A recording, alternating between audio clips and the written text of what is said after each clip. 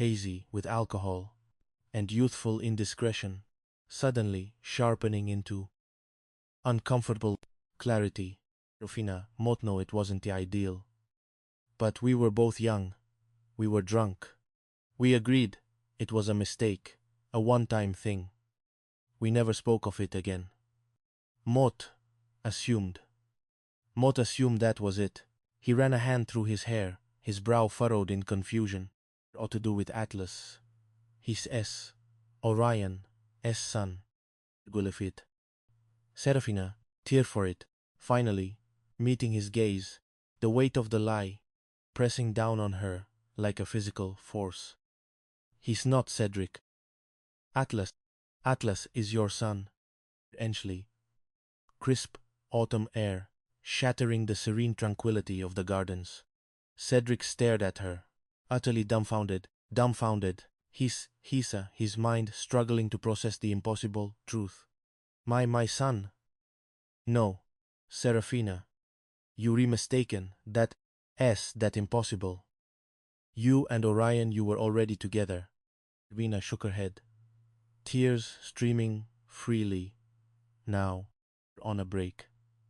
We just kept it quiet. No one knew. Mot found out a few weeks later, and by then Orion and Mot we had reconciled. I was so scared, so ashamed. Mot couldn't tell him.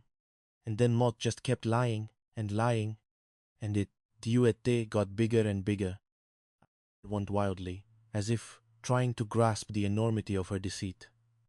Mot meant to tell you, Cedric, so many times, but then you were with other women. And Mot, I couldn't. Refer or redless. Cedric's face, usually awful composed, crumpled with a mixture of shock, confusion and a burgeoning, disorienting joy. My son. He whispered, the words unfamiliar, yet undeniably his. He closed his eyes, picturing Atlas, the smart, lanky boy, who looked so much like, he paused, Kawanate's mother. The realization, slow and agonizing, finally hit him. The resemblance, the shared cough. The deep-seated worry, it wasn't a coincidence. It was a genetic truth, staring him in the face for weeks, and he had been too blind to see it. I found out last night. Serafina whispered, her voice trembling. The DNA test. Mot tried to get it done discreetly. A final, desperate confirmation. He found the report. And then, then everything just exploded. She shivered, recalling the scene. On Fleechus. Cedric looked at her, now giving way to a painful hardening. Resentment. You capete this from me for 13 years, Serafina. For 13 years Mot had a son, and Mot never knew. Mot never had chance to be a father. He had a different father. Orion, on Glolly, traumatized. With a deep, aching bitterness. The betrayal for him was profound, horrible. Kep. Mot know it's as unforgivable, Serafina pleaded, reaching out to him. But he pulled away. But please, Cedric, don't tell Atlas. Not yet. Not like this. He loves Orion so much. Orion, he truly believes Atlas is his son. It would destroy them both. Shimmering coy. Then, back at Serafina, his mind a tempest of conflicting emotions. Joy, anger, profound regret.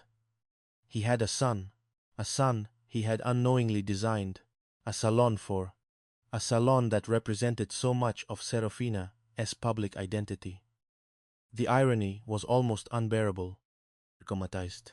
Destroy them. Cedric's voice was cold. What about me, Serafina? What about my destruction? You built your perfect life on my hidden truth.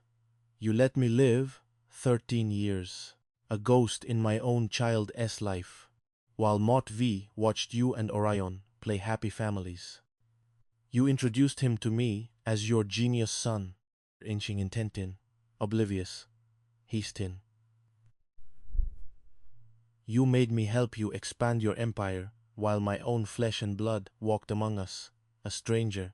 A voice cracked. You have no right to ask me to keep quiet, Omatide. Struck by the raw pain in his voice, realizing the enormity of the hurt she had inflicted. Motka no ovekep, she whispered, tears flowing freely again. But please, Cedric, for Atlas. He says innocent in all of this, staring into the depths where the koi swam. Cedric stood up, where the koi swanakau, where the koi swam, wanting oblivious, infinibly who a scale, a bud. Above Atlas, he thought of Atlas, the boy's quick wit, his lanky frame, his complicated cough, mindly. The words now echoed with unbearable clarity. Ultimate chased. The peaceful, botanical battleground of broken hearts and shattered truths. Cedric Hayes had a son, and now he had to decide what to do with a secret that belonged not just to him, but to a boy who believed another man was his father. All their lives would irrevocably alter all their lives. The path to resolution, if one even existed, was now riddled with an unimaginable complexity. The Goldenheim gag and Clemmie's choice could be to Montentlet. Baln, tently traumatized, while Cedric Hayes grappled with the earth-shattering revelation. The world of Clemmie Spruce continued its predictable, chaotic spin, oblivious to the deeper seismic shifts occurring around her. She sat in the silk tress emporium, but meticulously arranging a bouquet of rare orchids, her sharp mind preoccupied. Vekepite had two very distinct and equally irritating matters. Phoebe Thorne S. continued insistence on finding her a suitable man, on Findley, and Crescignon, the bizarre drama unfolding between Giselle Devereaux regarding their impending and increasingly problematic wedding. Obi fount of optimistic energy, even amidst professional life. Phoebe Thule, unshakable, an unshakable fount even amidst professional strife, appeared at Clemmie's floral station. Got another prospect. He's a police officer, good stable job, loves flowers, and, get this, Phoebe leaned in conspiratorially. He thinks the world is round, no flat earther tattoos, mod promise, counting the sprees as previous shud. Carmichael, whose world, according to his tattoo, was indeed flat, visibly shuddered. All due respect, Phoebe, unattently. Your judgment in men is a work in progress. Mott D. rather face down a rabid badger with a feather duster than go on another blind date, orchestrated by you. She snipped a stem with aggressive precision. Whom I agreed, and frankly, Mott have more pressing matters.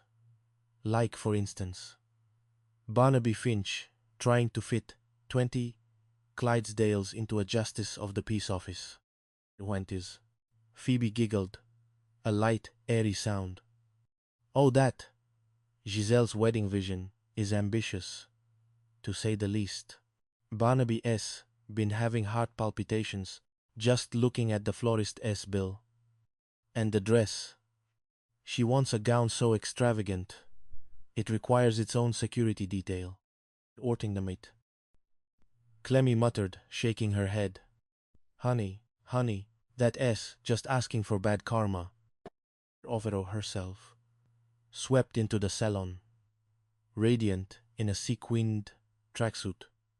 Barnaby Finch trailing behind her like a loyal, bewildered puppy.